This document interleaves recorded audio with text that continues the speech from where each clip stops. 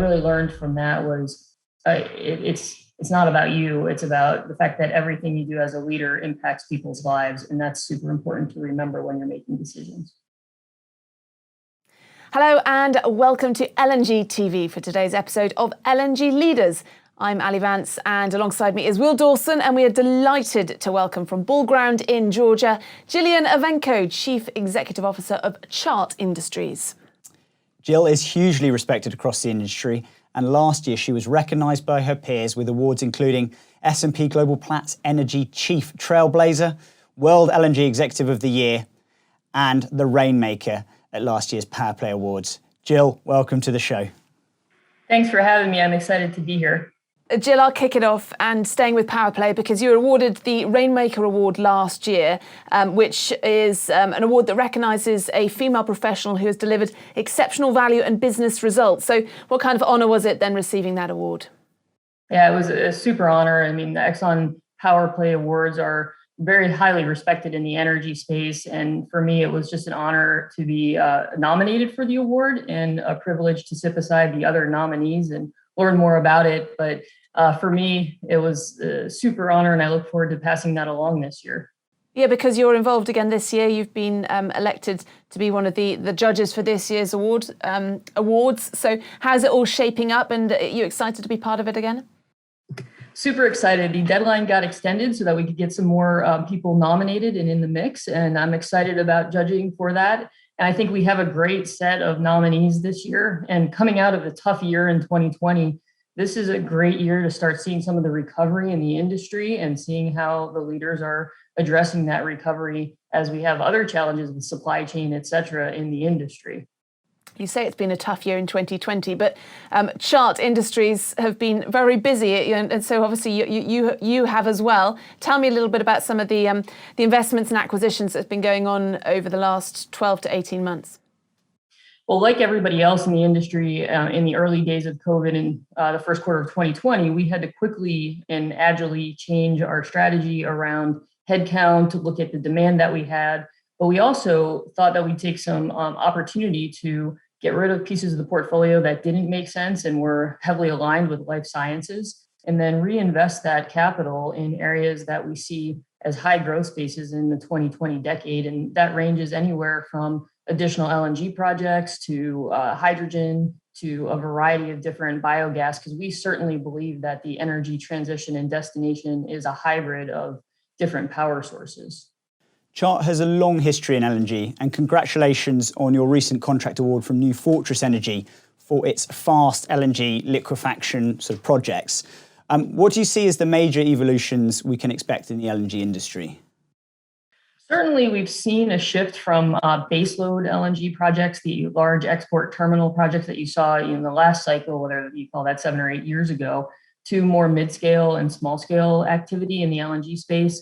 And I think that will continue along with modularity. So we've seen a shift to, instead of having to get 20 MTPA done in one fell swoop, you can now do a 1 MTPA train and tack that on, and the operator is then able to return to themselves faster.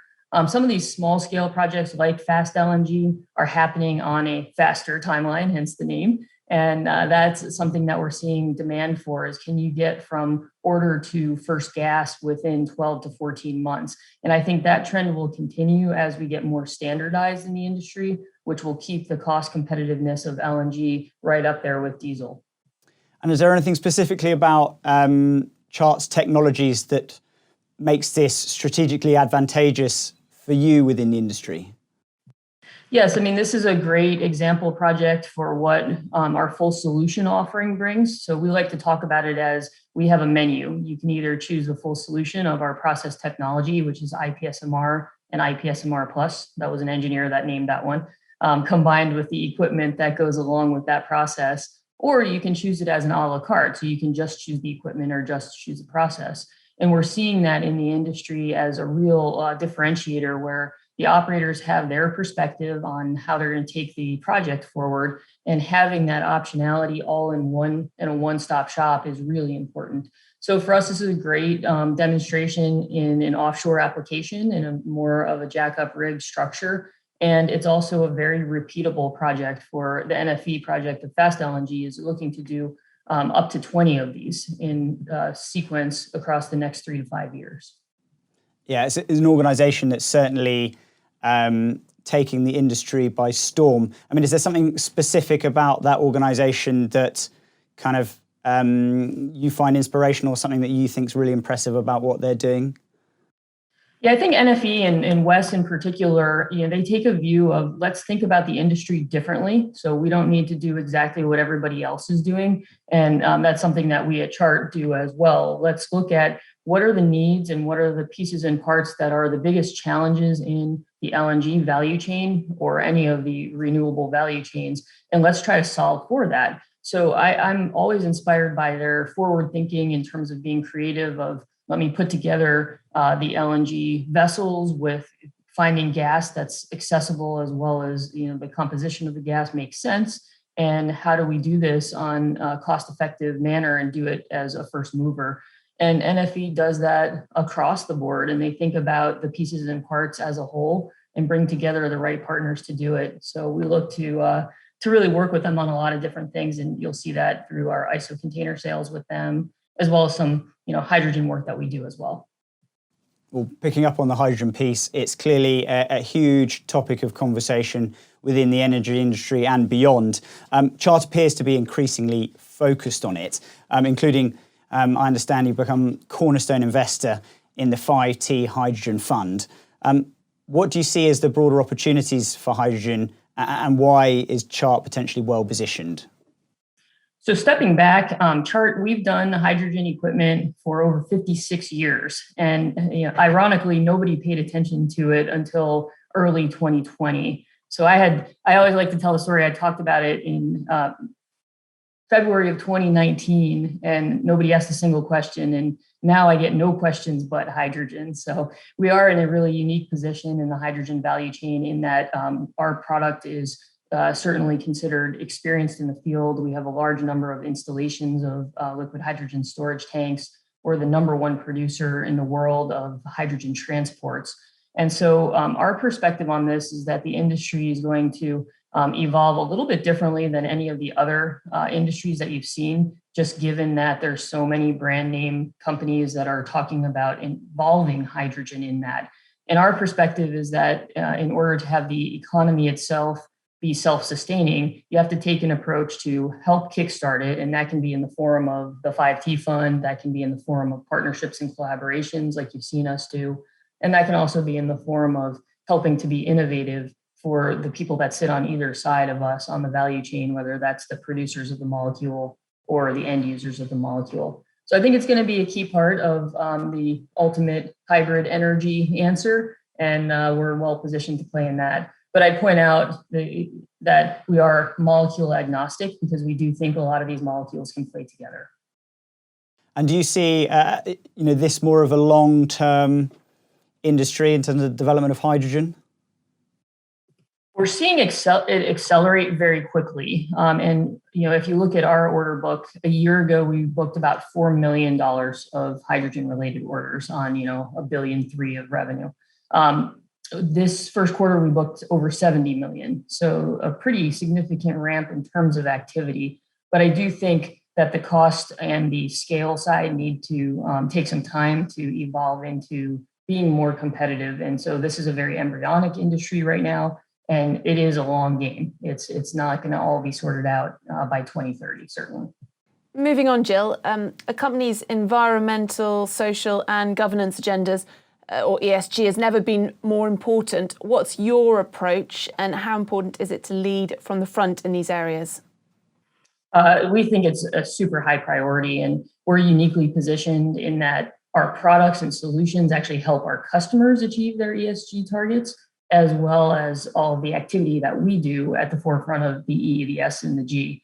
And my view on it is that while it will be mandated, and you're seeing that across the board, it really should come from within. You want your company culture to embrace ESG. And that's something that's been longstanding at Chart. We're just packaging it up and sharing what we do a little bit differently than we ever did before. With over, 4,300 staff, I believe, in 40 global locations, you've now been in the CEO role for a number of years. It'd be great to sort of, if you could share some sort of personal learnings over that time. Wow, that could take a long time.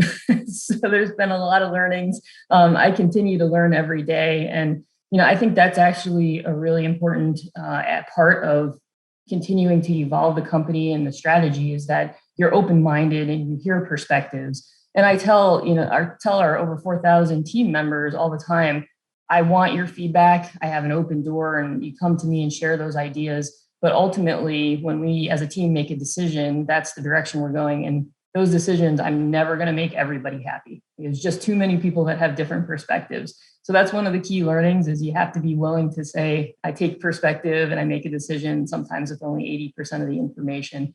But my number one learning has been that you can't do it without a fantastic team around you. And that's really what I have at Chart. I'm just blessed in that respect. And managing your staff in 40 different locations, how challenging has that been over the last 18 months? Oh yeah, that's been fun. Definitely easier when you're not in COVID lockdown and restrictions from getting to and from places. But it's also been a real benefit to our company because we've been able to manufacture products in different locations. So being close to the project's customers, but also having various different locations where if we did have a problem in one location, we could meet the demand of that same product in another location. So that strategically has benefited us. And that's something that we have evolved over the last 3 years through acquisitions and organic investment, where we added India, multiple locations in Europe, as well as nearly 1 million square foot manufacturing in China. So is that a strategic decision made during the pandemic rather than something beforehand?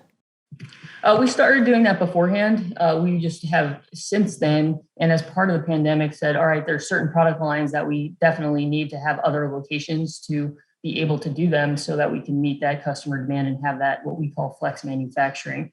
You just mentioned flex. I presume that adaptability is a key advantage, particularly at a time like this and with the industry or general energy industry transitioning as we speak. How do you manage to try and keep ahead so that you can make those best decisions? Definitely is an advantage. And I think agility and speed are both really important. You heard me talk a little bit about that in my response to the New Fortress question.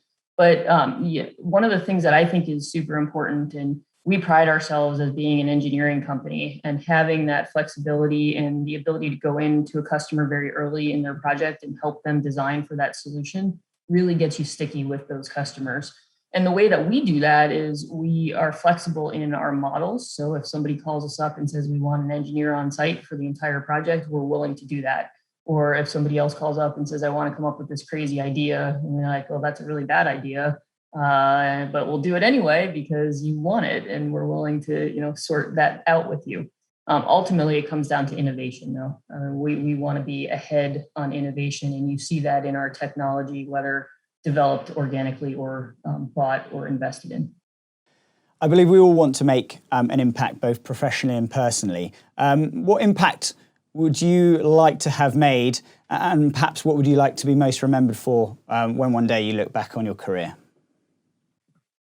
I think that for me, it's helping others in their careers and helping others in the industry. And whether that's through diversity and inclusion or through inspiring other female leaders, I think that's really important to do, is to, pay it forward, to borrow an expression. And that's what I would like to continue to do as my career evolves. Well, thank you very much, Jill. Some really inspiring words there. No wonder you're going to be part of the Power Play Awards this year. Good luck with the build up to that, and good luck with everything at Chart Industries. Thanks for joining us. Thanks so much for having me today. That's Jillian Evanko then from Chart Industries. You've been watching LNG Leaders here on LNG TV. We'll see you again soon.